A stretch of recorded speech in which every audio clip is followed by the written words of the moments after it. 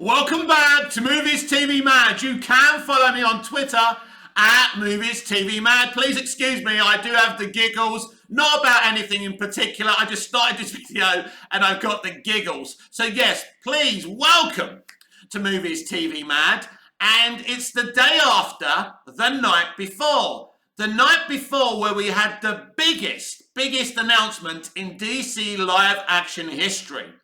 That prolific writer, director, producer, James Gunn and Peter Safran from the Safran Group and Peter Safran Productions will be co-chairs of the newly formed DC Studios. What does that mean? That means they are in charge of DC live action, DC television, and DC animation. You can see basically that this DC Studios will be the place to house these different departments on DC as you see them on the small screen and the silver screen. That's very important, that everything that's made by DC going forward is under the permit of these two co-chairs. So what I like the most about this is that we finally have a structure that we've never had at DC live action before. Never before have we had this. So let's talk about the positive first, and then we'll put some negative concerning elements as well, because I want this to be a video, basically a reaction video that actually is balanced and is unbiased. I'm a DC fan, so it's hard to be unbiased. So the positive in Peter Safran and James Gunn: communication, communication, communication. These guys are really good communicators. James Gunn is really good when he talks about his content and talks about comics, DC or Marvel. People like him. So the communication there is great. Peter Safran, when I've heard him talk about the movies he's produced with DC, I've seen, I've got all the DVDs of these movies, and the way he talks is really good. He's really good at selling a movie.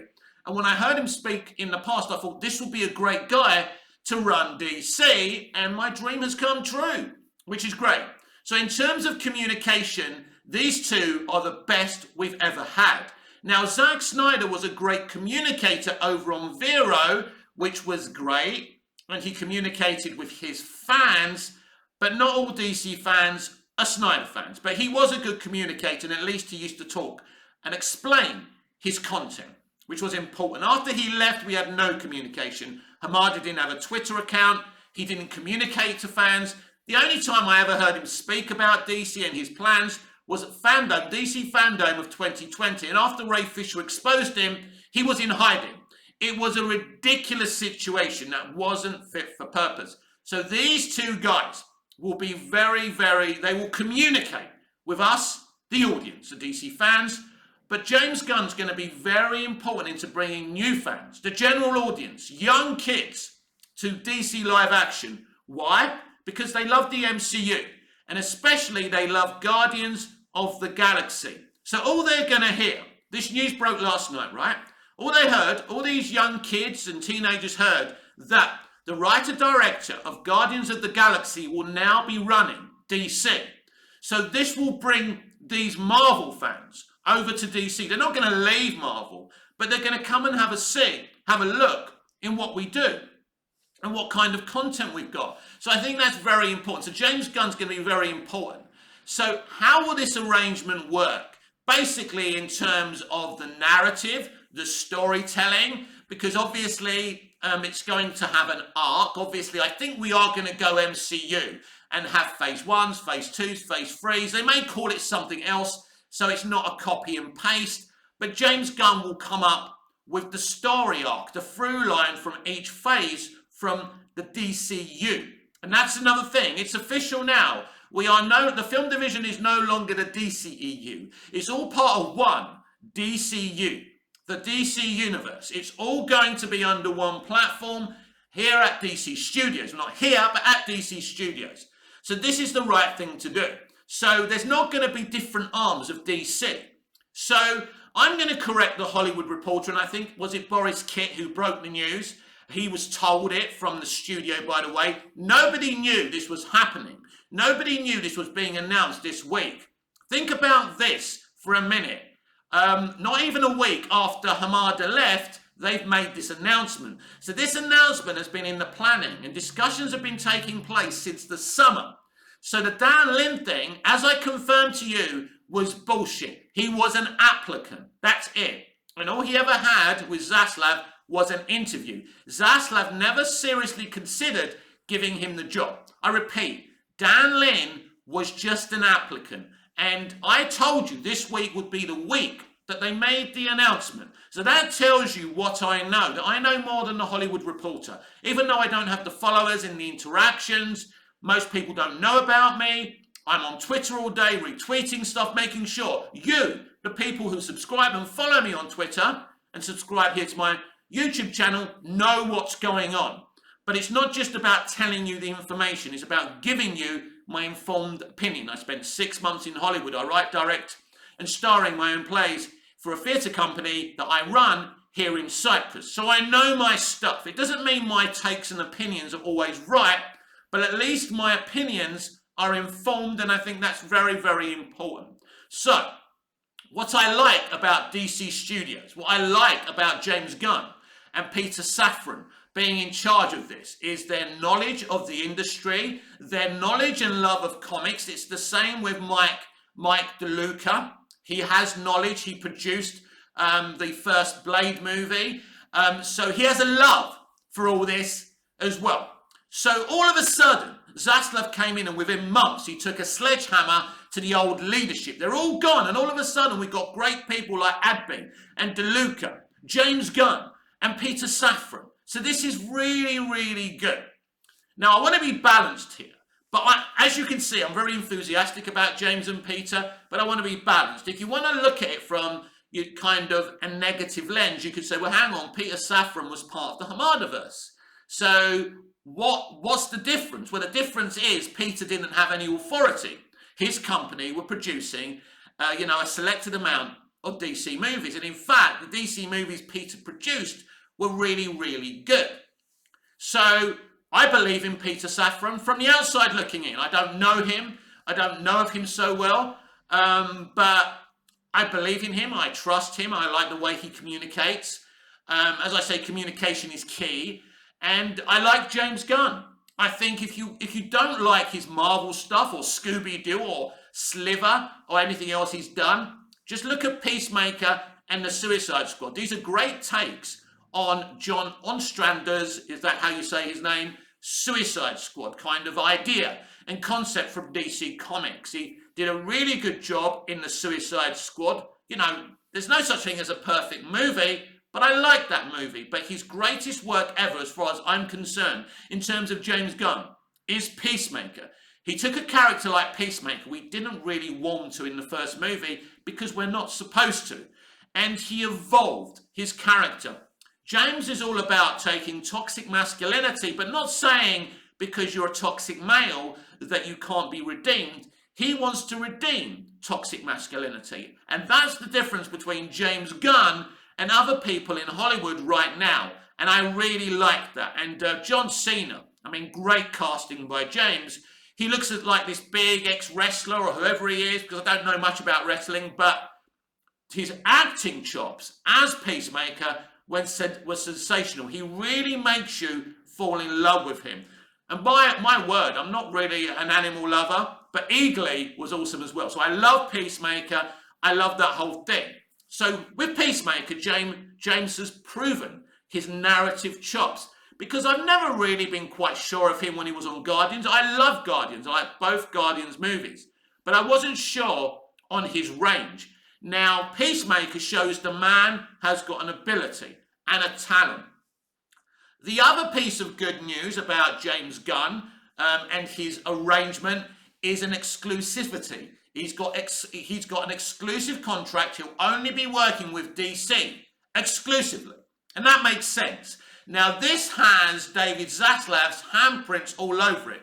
If you remember back, David publicly criticised Toby Emmerich and the old leadership for giving J.J. Abrams and Bad Robot a non-exclusive agreement. They paid a lot of money, but J.J. Abrams can go off and do other projects. I think that arrangement will be in the bin very, very quickly. But this is what I like about the James Gunn thing. James Gunn, a very talented, prolific Writer-director will be exclusively with DC Studios, not just running it, but actually, making his own content. Now we know why he was so confident about Peacemaker 2 happening, because literally he can greenlight his own fucking stuff from November the 1st. So yes, the Hollywood Reporter believe that James and Peter won't be in charge of things like the Batman franchise or the Joker franchise, and that comes under more of the remit of Adby and DeLuca. Listen, what you've got to look at this as is Adby, DeLuca, Gunn and Safran and Zaslav are a team here. The structure is Zaslav, Adby, DeLuca, and then James Gunn and Peter Safran. This is going to be a good team. David Zaslav has already proved how intelligent he is. Now, this is interesting. This is a man who confessed himself that he knows nothing about scripted entertainment. Well, I tell you something, for a man who apparently doesn't know what he's doing, he went and got Alan Holm, a prolific CEO of Disney who brought Disney to what it is today. The man who used to run WB brilliantly and greenlit things like Lord of the Rings and Harry Potter. Now, he's really old, but he knows what he's doing. He's still got his cups in his cupboards. He brings him as an advisor. They then bring in Adby and DeLuca immediately. Get rid of Emmerich, right?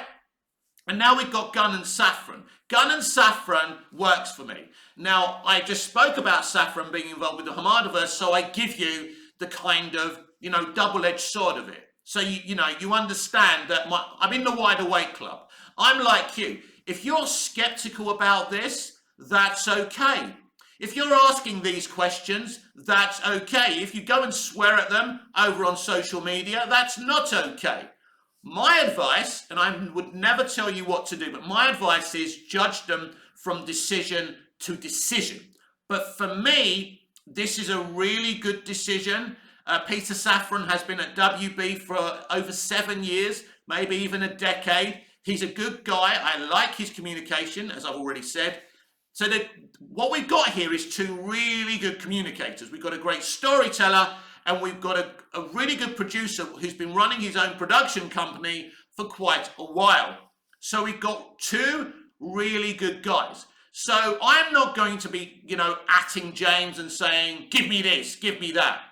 I've communicated with James before. He's replied to me before. I think he's a good guy. I'm not going to, some people are being below the belt mentioning the thing that he was sacked from Disney for. I don't see the point. I'm not interested in that. I think James Gunn is a good egg, and I think that Peter Safran is also a good egg. I don't know what eggs have got to do with it, but at this moment in time, I think these decisions are great. And Zaslav has proven that he is ruthless and he's willing to do whatever it takes to protect the DC brand. Bringing in Alan Horn as an advisor protects the DC brand. Bringing in DeLuca and Adby protects the DC brand.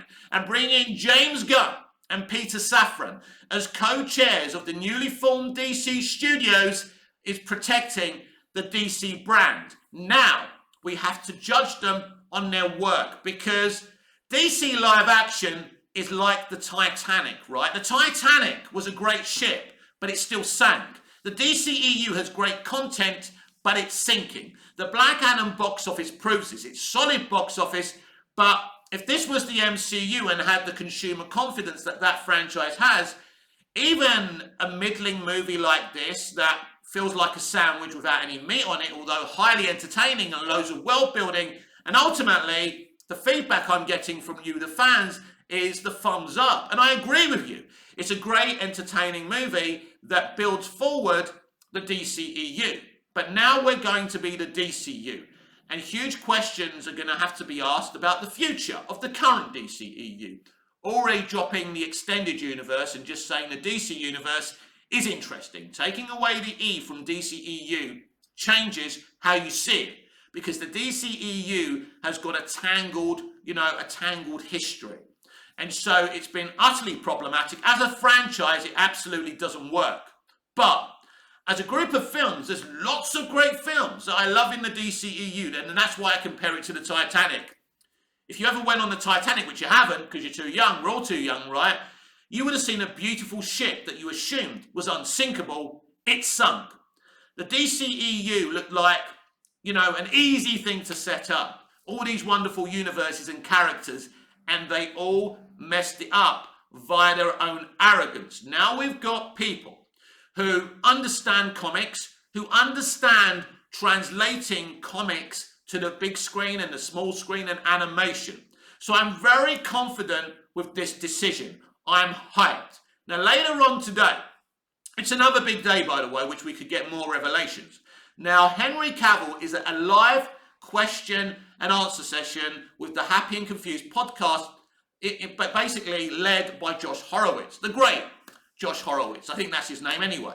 And he's going to be answering fan questions. Fans will be there at a live question and answer session. In fact, Josh invited Snyder fans to attend. Apparently, it was important that they attended.